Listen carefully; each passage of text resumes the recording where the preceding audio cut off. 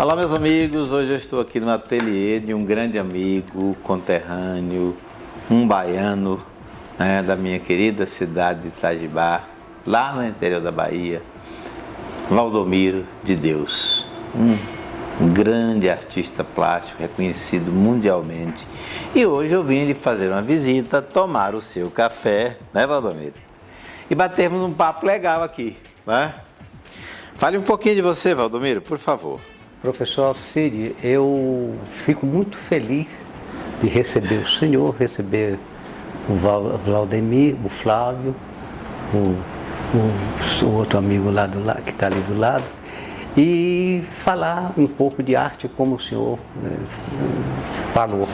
Eu tenho estado dedicado à arte e isso me dá muita alegria porque eu estou com 59 anos de arte. É uma vida, né? Uma vida inteira, uma né? vida inteira, né? Então, durante toda essa carreira minha, foi uma carreira com muita luta. Quando eu saí do interior da Bahia, garoto com 13 anos, que eu vim para São Paulo.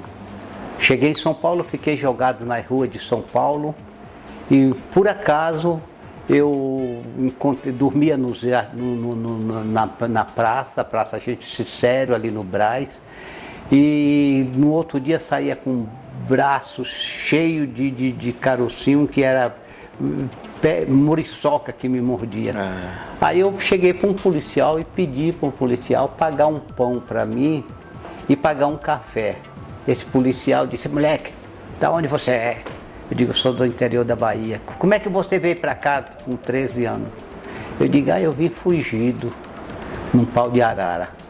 E aí foi muito engraçado que esse policial me chamou para morar na casa dele. Aí até que outro dia um cara falou assim: Valdomiro, você é louco, você não tem medo de pedófilos, não? Eu digo: por quê? Eu estava numa situação dramática daquela. O policial veio e me chamou com tanto amor, com tanto carinho, para mim ir lá para a casa dele. E eu estava preparado para tudo na vida. E esse homem era um homem de uma grande fé, um homem dedicado a Deus, que tinha um amor muito grande. E aí fiquei ali na casa dele, ele me arrumou uma caixa para me engraxar no Largo de Osasco. Então aquela pessoa que pensou mal, depois ele viu realmente que era uma família maravilhosa, que me adotou como filho por alguns anos. E foi uma pessoa assim que me deu assim uma instrução. Este homem foi uma bênção de Deus. Depois daí eu fui para o centro de São Paulo, fiz uma pequena casinha em Osasco de 3 cômodos, com 17 anos. 17 anos eu comprei um terreno engraxando sapato. Peguei o dinheiro que eu engraxava sapato e comprava material, fiz 3 cômodos, mandei buscar minha mãe da Bahia, minha mãe veio, meu pai veio também, e aí nós começamos a estruturar a vida em São Paulo. Só que em seguida eu comecei a pintar e fui para o centro de São Paulo procurar um trabalho para mim, que ainda estava engraxando sapato e estava começando a pintar. Pintura. Aí nessa saída minha, eu fui para casa, eu fui procurar um emprego na casa de um cidadão italiano, que chamava Pierre Zacopé. E lá na casa dele, ele me deu tinta, me deu pincel e me deu cartolina. Eu comecei a pintar à noite e de dia, quando eu ia trabalhar para ele, eu dormia no emprego. Ele falou para mim: olha, eu quero que você aqui para trabalhar e não para dormir no emprego. Aí ele mandou eu embora, eu peguei aqueles desenhos, 40 desenhos, enrolei os desenhos, botei debaixo do braço, saí descendo ali a Rua da Consolação, aqueles lugares ali, fui até o Viaduto do Chá. No Viaduto do Chá, eu peguei os desenhos, botei tudo no meio da rua, lá em cima do Viaduto do Chá. Passou um professor, e esse professor gostou muito dos quadros, professor Américo Pellegrini, da USP, e mandou eu ir direto lá procurar uma pessoa. Lá, essa pessoa era o professor Rocínio Tavares de Lima, que era diretor da jornal A Gazeta, antiga de São Paulo. Depois convidei, em seguida apareceu o Teodoro Nogueira, que também era um professor, também um maestro. Certo. E esses homens deu assim, um entusiasmo muito grande. Apareceu ali uma exposição para mim na Água Branca. Na Água Branca de São Paulo, no Parque da Água Branca, na década de 60, veio essa exposição. Eu expus os meus primeiros trabalhos, era de cartolina, a guache. E nessa exposição, quem arrumou para mim foi o professor Américo Pellegrini, da USP, essa exposição. E aí eu fiz aquela exposição, botei aqueles quadros todos lá e foi assim, um destaque que eu vendi os 30 quadros, guache, era um preço bem barato, vendi quase todos, né? Aí saí dali, daquele lugar, chegou um senhor, aquele senhor muito assim destacado da alta elite paulistana, e disse assim: por que você não pinta óleo? Eu digo: eu não pinto óleo porque eu não sei mexer com a tinta óleo, estou começando agora e não posso comprar. Ele disse: mas me piace muito o teu quadro. Era um senhor italiano que se chamava Lottieri Lottering della Stufa. Ele decorou o Palácio do Campos Elíseos para a Rainha Elizabeth quando esteve no Brasil naquela época.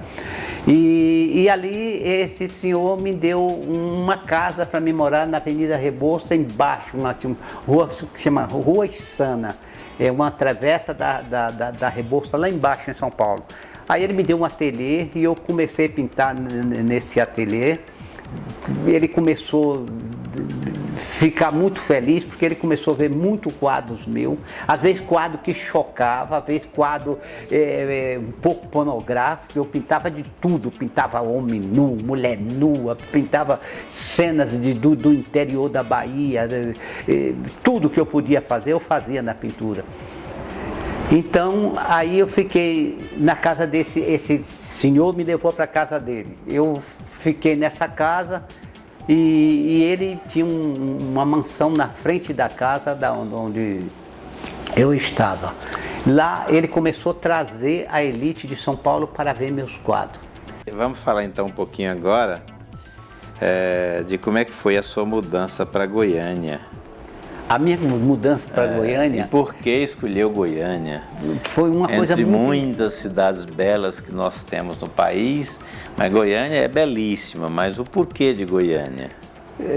Você sabe que foi muito engraçado que uma vez eu recebi uma pessoa em casa, a Vânia Ferro e a Marida Passo, que era Marida Passo é filha do coronel Antônio Passo, e a Vânia Ferro é uma artista maravilhosa, amiga da gente. E lá ela veio até minha casa, tem o marido dela, e aí elas iam saindo. Quando elas iam saindo para levar a amiga lá no Jardim Paulista para ficar hospedado na casa de um parente dela, advogado. E me convidaram para nós vir a Goiânia. Só quando nós viemos em Goiânia, trouxemos todos os filhos.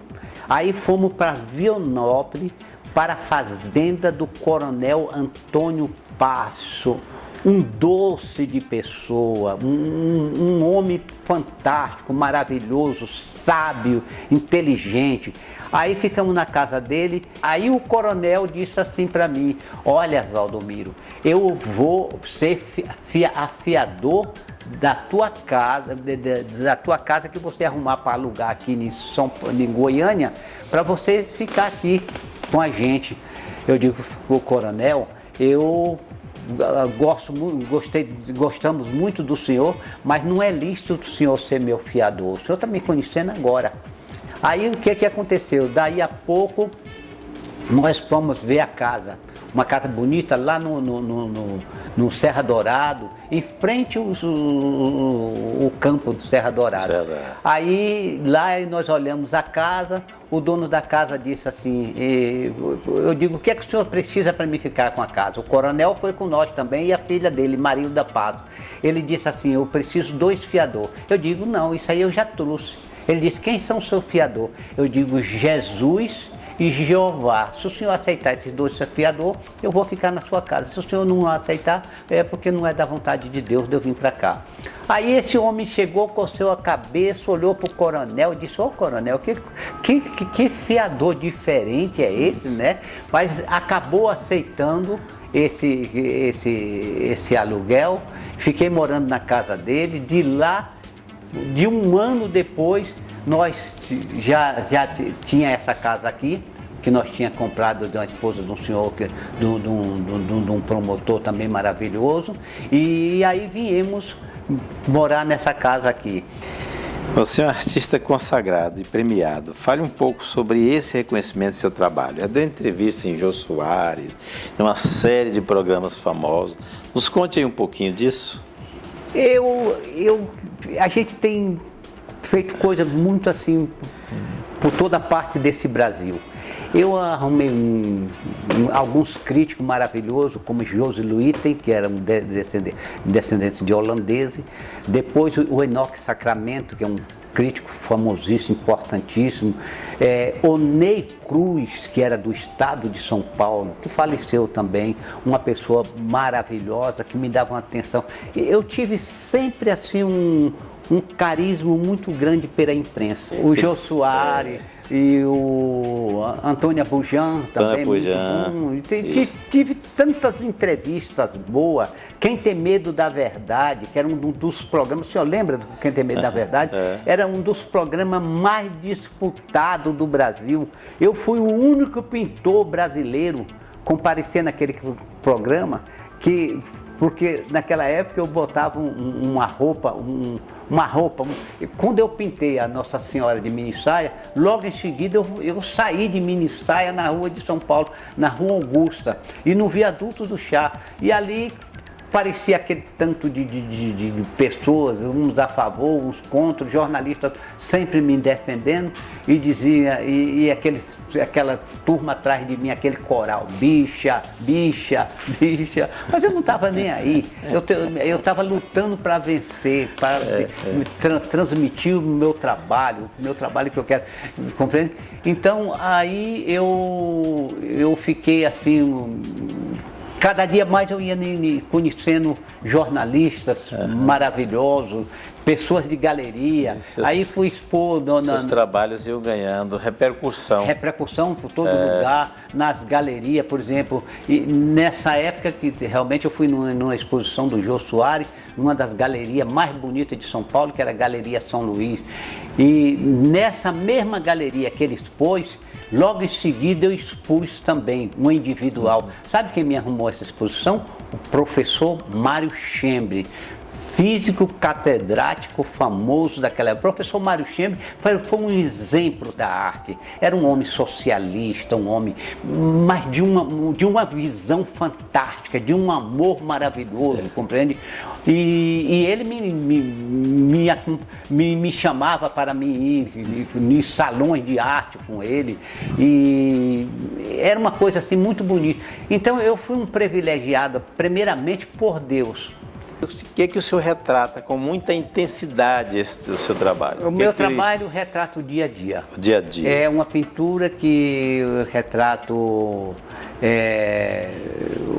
campo, a poesia, os problemas sociais, política também. Você faz uma relação entre o urbano, o rural, o social e o capitalismo. E o capitalismo, né? E às vezes até um pouco choca, porque às vezes você critica porque você quando critica uma política, não é porque você está criticando porque fulano de tal é ruim, fulano de tal é...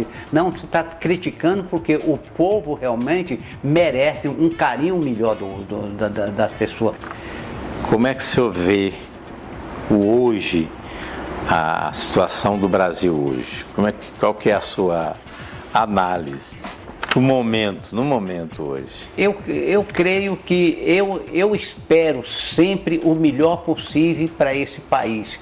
Esse país é uma fonte de luz, uma fonte de bênção, de alimento. É um país rico que você está, por exemplo, eu estava em Las Vegas com minha esposa esse ano passado, e o que você vê o americano, quando você fala que você é brasileiro, compreende? O carinho que eles têm, por exemplo, o Brasil é um país rico. Você chega na França, você vai conversar com o francês, oh là là, mon Dieu, Brasil c'est un pays très riche, très bon, très ami, gosta muito, compreende? O italiano, a mesma coisa, por exemplo, eu tenho um italiano que ligou para mim antes de ontem, ele dizia, mas guarda, Valdomiro, mi piace tanto Brasília. Brasília é um país caríssimo, belíssimo, e elogia tanto o Brasil. Então essa coisa nos dá muita alegria. Então eu quero o Brasil um país de prosperidade.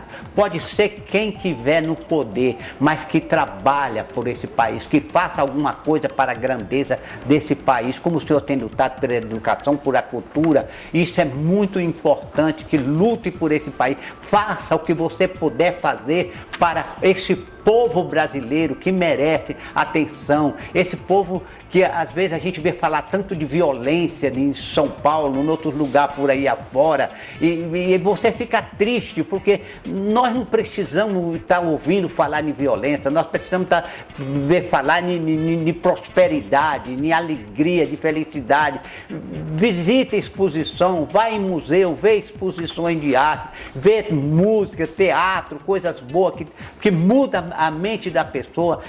Procura ir também nas igrejas, tem tantas igrejas maravilhosas que transmitem também a palavra de Deus. Se você está cansado, oprimido, procura alguma igreja, vai ouvir uma mensagem boa. Então não precisa praticar certas injustiças em cima desse Brasil querido, né? Perfeito.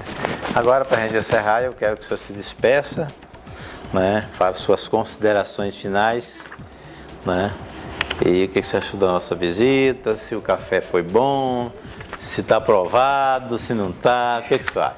Professor Assídio, o senhor é uma benção, porque o senhor é um homem que está sempre buscando coisas novas, um homem inquieto para trazer o melhor possível para a população.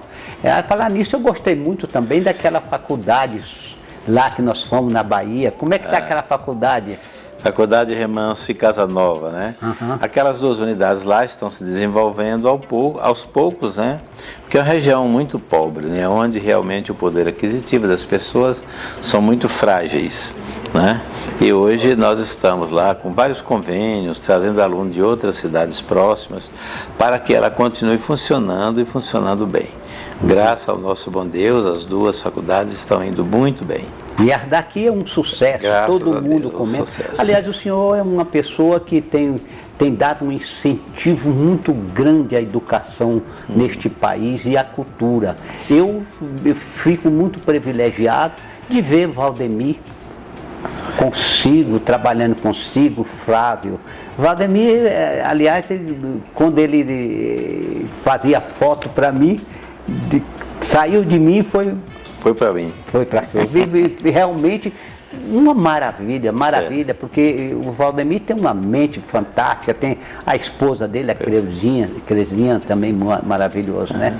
Então eu agradeço muito a Deus por o senhor, por Valdemir, por Flávio, por a minha esposa maravilhosa, que está ali, Maria do Lourdes, por o ouvinte que está ouvindo esse programa agora, porque as pessoas precisam aprender a gostar de arte, aprender a gostar de cultura e aprender a ouvir realmente as pessoas que têm uma mensagem boa para esse nosso país.